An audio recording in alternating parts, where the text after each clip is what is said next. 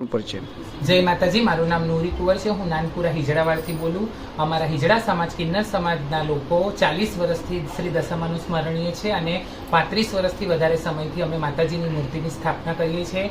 મોમાઈ માતાનું સ્વરૂપ એવી દશા માતા કળિયુગની અંદર લોકોના દુઃખ દૂર કરનારી છે। વ્યક્તિના જીવનની અંદર જ્યારે અભિમાન આવે છે, જ્યારે વ્યક્તિ ચારો જગાથી નિરાશ થઈ જાય છે અને કશી જગ્યાથી પણ એમની દશા નથી સુધરતી, ત્યારે શ્રી દશામાના વ્રત ઉપવાસ કરવામાં આવે છે, જેનાથી જીવનના બધા દુઃખો દૂર થઈ જાય છે। લોકો એને મોમાઈ મા તરીકે જાણે છે અને એમના જ 10 અવતાર શ્રી પાર્વતી માતામાંથી અવતાર 10મો હોવાથી દશામા તરીકે પણ એમને અમે યાદ કરીએ છીએ। આજે અહીંયા બધા અમારા જે દાતા જજમાન છે, ખમ્મા અમારા દાતા જજમાનને, સુરતી લાલાઓને જે અમને રોટલો પૂરો પાડે છે અને એમના થકી અમે અમારી માતાજીની આ પ્રાર્થના અર્ચના કરીએ છીએ।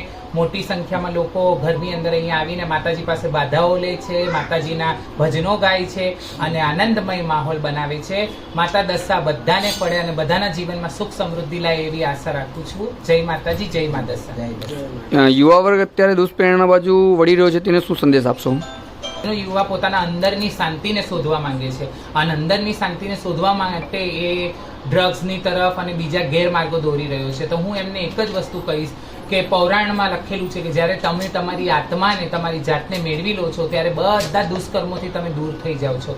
તો ધ્યાન અને ભજન, આ કળિયુગની અંદર આ બે જ વસ્તુ છે કે જે તમને બધા ખોટા રસ્તાથી બચાવી શકે છે। આવો માતાજીને શરણે, તમારા દુઃખ દર્દ, તમારી તકલીફો લઈને માતાજી 1000 હાથવાળી બધાના દુઃખોને હરનારી છે। અમને પણ એ જ શકૂન અને આનંદ આપે છે અને તમને પણ આલશે। એટલે માતાજીને ભૂલો નહીં। જેટલા પણ આધુનિક થઈ જાઓ, જેટલા પણ ટેકનોલોજી આવી જાય, પરંતુ આપણા મૂળિયા એ જ આપણા સનાતન ધર્મથી જોડાયેલા છે, એને ક્યારેય વિસરવું ના જોઈએ, એટલું જ કહીશ। જય માતા।